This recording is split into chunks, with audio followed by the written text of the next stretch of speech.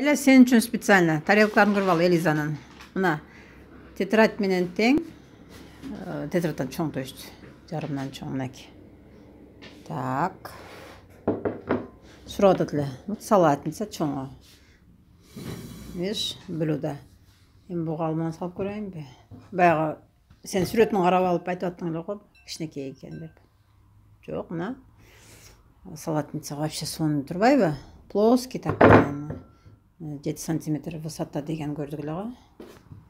Элизанын идиштери. Мына чын эле кадимкидей эле. Чын эле өзү. Шорпо куюп ичкенге жакшы экен. Так, будай салат койсоң, будай эт таркатсаң, мынакей дагы бирөөсү. Блюдо мындай.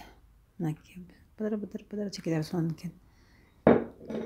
Вообще азыр көп эле ресторандарда ушундай болуп калды, ушундай однотонный эле ар кандай эмелер бар, идиштер болуп калды.